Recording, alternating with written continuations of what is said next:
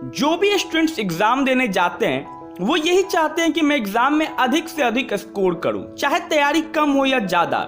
लेकिन ये बात इस चीज़ पर बहुत ज़्यादा डिपेंड है कि आप पेपर को अटेम्प्ट कैसे करते हो, आपका पेपर को अटेम्प्ट करने का अप्रोच कैसा है। ये चीज़ें बहुत ज़्यादा मायने रखती है एग्ज़ाम में। आपने कई बार स्टूडेंट्स के मुंह से ये सुना होगा कि यार पेपर तो मैंने बहुत अच्छा लिखा, सारे क्वेश्चन सही सही सॉल्व किए, फिर पता नहीं रिजल्ट कैसे खराब हो गया। तो ये होता है हमारी ही साधारण सी गलतियों की वजह से, हमारी सिली मिस्टेक्स की वजह से। हम पेपर को गलत तरीके से अटेम्प्ट करते हैं, इसलिए हमारा रिजल्ट खराब आता है। देखिए, एग्जाम में मेन काम होता है एग्जामिनर को इम्प्रेस करना। भले ही आप स्कूल के टॉपर होंगे, लेकिन वहाँ जो कॉपी चेक करेगा वो यही नहीं जानता होगा यार ये तो शुभम है, ये तो क्लास का टॉपर है, इसकी कॉपी क्या ही चेक करो, ये तो सही सही लिखा ही होगा। तो वहाँ ये चीज़ें नहीं होगी। वहाँ जो कोई अननोन टीचर आपकी कॉपी चेक करेगा, वो ये नहीं जानता होगा कि कौन इंटेलिजेंट है कौन वीक है।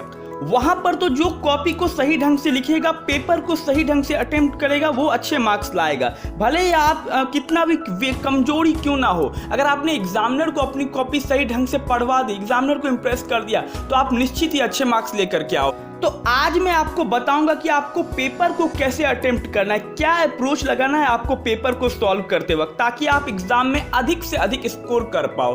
तो चलिए शुरू करते हैं वीडियो को। जब भी आपको क्वेश्चन मिलता है तो आपको 15 मिनट का टाइम दिया जाता है कि ताकि आप क्वेश्चन को सही ढंग से पढ़ लो, अपनी प्लानिंग तैयार कर लो कि आपको क्वेश्चन को कैसे अटेम्प्ट करना है। तो इसलिए आपको क्या करना है कि यूज 50 मिनट्स वेरी स्मार्टली। आपको उस 15 मिनट को सही ढंग से इस्तेमाल करना है। देखिए, आपको क्या करना है, आपको उस 15 मिनट में एक आपको ब्लूप्रिंट तैयार कर लेना है अपने माइंड में कि मुझे इस सेक्शन को सबसे पहले अटेम्प्ट करना है, इस क्वेश्चन को सबसे पहले अटेम्प्ट करना है, ऐसे अप्रोच लगाना है।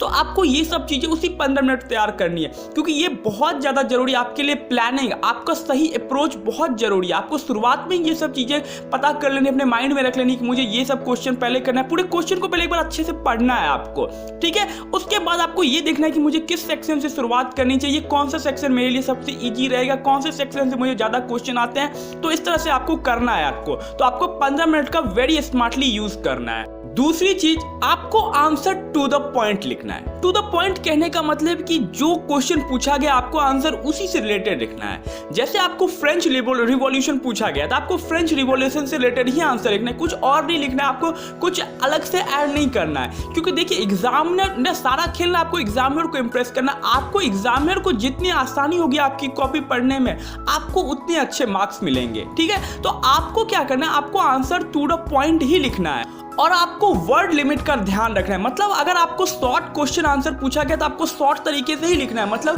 100 वर्ड्स का क्वेश्चन पूछा गया तो आपको 100 वर्ड्स में ये आंसर देने हैं आपको, इससे ज़्यादा नहीं लिखना है। इससे आपको टाइम का ही बचत होगा और आपका आंसर भी अट्रैक्टिव लगेगा, एग्जामिनर को ज़्यादा आसानी होगी आपकी कॉपी पढ़ने में। इसलिए आपका मेन एम होना चाहिए कि मैं एग्जामिनर को कैसे अपनी कॉपी सही ढंग से पढ़वाऊँ, क्योंकि अगर आपने एग्जामिनर को सही ढंग से इंप्रेस कर लिया, सही ढंग से अपनी कॉपी पढ़वा ली, तो आपको मार्क्स अच्छे मिलेंगे ही मिलेंगे।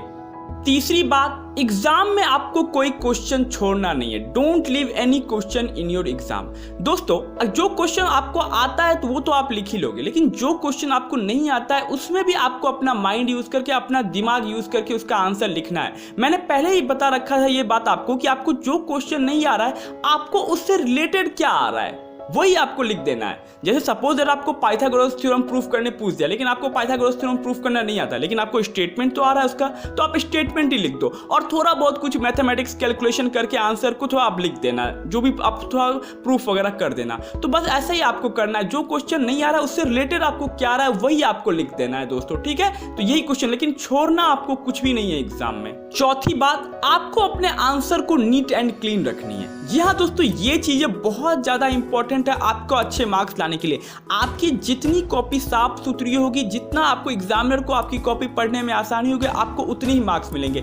देखिए, एग्जामिनर को आपकी कॉपी पढ़ने में जितनी मुश्किल होगी, आपको उतने ही कम मार्क्स मिलेंगे। और आपको एग्जामिनर को जितनी आसानी होगी आपकी कॉपी पढ़ने, जितनी आसानी से वो कॉपी पढ़ेगा आपकी, आपको उतने अच्छे मार्क्स मिलेंगे। टॉपर को क्यों अधिक मार्क्स मिलते हैं? क्योंकि टॉपर अपने प्रेजेंटेशन, पेपर प्रेजेंटेशन इसके लिए ऐसी रखता है कि उसे मार्क्स अच्छे मिलते ही मिलते हैं, क्योंकि वो एग्जामिनर को समझता है, एग्जामिनर के माइंड को समझता है कि एग्जामिनर ऐसे पढ़ लेगा मेरी कॉपी को, अगर मैं साफ लिखूंगा, कुछ गलत भी लिखा, लेकिन आपको कट क्रॉस नहीं करना है दोस्तों। कट क्रॉस से बचना है आपको। आपको अपनी कॉपी साफ सुथरी रखनी है। जितना आपकी कॉपी साफ सुथरी होगी, उतना ही अट्रैक्टिव लगेगा और उस पर एग्जाम में उतनी आसानी से आपकी कॉपी पड़ेगा और आपको उतने अच्छे मार्क्स मिलने के चांसेस होंगे।